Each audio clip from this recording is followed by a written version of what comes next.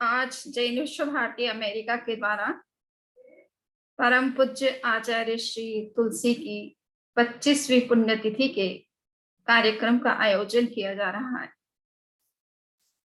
अणुव्रत आंदोलन के प्रवर्तक आचार्य श्री तुलसी तेरापंथ धर्म संघ के नवम अधिष्ठाता थे। वो केवल एक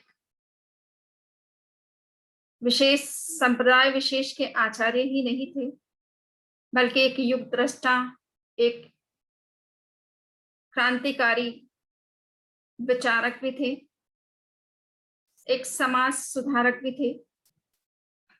उन्होंने 1949 में अणुव्रत का प्रवर्तन किया और उसके पीछे उनका मुख्य उद्देश्य समाज में व्याप्त बुराइयों को समाप्त करना और विश्व को एक नई दिशा देना, वैश्विक समस्याओं का समाधान प्रस्तुत करना था। हिंसा एक बहुत बड़ी समस्या है समाज की, उस पर भी उन्होंने काफी विचार किया और पाया कि हिंसा का मूल कारण है मनुष्य की सुविधावादी मनोवृत्ति, भोगवादी दृष्टिकोण और संग्रहवादी चिंतन। मनुष्य अपरिमित भोग, अपरिमित सुविधा और अपरिमित धन चाहते हैं और उसके लिए येन केन प्रकारेण किसी भी प्रकार का कार्य करना पड़े तो उसमें संकोच नहीं करते हैं। किसी प्रकार का अपराध करना पड़े तो उसके लिए भी संकोच नहीं करते हैं। ऐसी स्थिति में हमें समाज की समस्याओं को अगर समाहित करना है तो उसके लिए अर्थ के नियोजन पर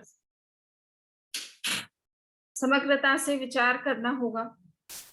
और उन्होंने ये चिंतन अपने समय में किया और पाया कि जब तक समस्या का समाधान हम समग्र दृष्टि से नहीं देंगे तो केवल ऊपर से समस्या का समाधान करने से वो जड़ से समाप्त नहीं होगी। इसलिए उन्होंने अणुव्रत के माध्यम से समाज के सामने एक नया दर्शन दिया, जिससे अणुव्रत का संयम का दर्शन कहते हैं। संयम का मतलब परिसीमन, सीमाकरण, अल्पीकरण। उन्होंने समाज को एक नारा दिया कि धन की भी एक सीमा होनी चाहिए, उपभोग की भी सीमा होनी चाहिए, सुविधा की भी अपनी एक लिमिटेशन होनी चाहिए। जब तक हम संयम पर ध्यान नहीं देंगे तब तक इन समस्याओं को जड़ मूल से खत्म करना बहुत ही कठिन होगा। संयम खलु जीवनम का नारा देकर के उन्होंने ये बताने की कोशिश की कि संयम ही एकमात्र सभी समस्याओं का समाधान है। चाहे वो महामारी की समस्या हो, चाहे पर्यावरण की समस्या हो, चाहे पारिस्थितिकी असंतुलन की समस्या हो, चाहे जलवायु परिवर्तन की समस्या हो, चाहे सस्टेनेबिलिटी की समस्या हो, इन सभी समस्याओं के समाधान का एक ही उपाय दिखाई देता है और वो है संयम। उपभोग का संयम, सुविधाओं का संयम और धन के संग्रह का संयम। आचार्य तुलसी के इस अणुव्रत दर्शन को जिन लोगों ने समझा है और अपनाया है, उन्होंने ये अनुभव किया है कि निश्चित रूप से अणुव्रत के द्वारा देश की और विश्व की समस्याओं को समाहित किया जा सकता है। एक स्वस्थ और नैतिक जीवन का निर्माण किया जा सकता है, एक स्वस्थ समाज की संरचना की जा सकती है।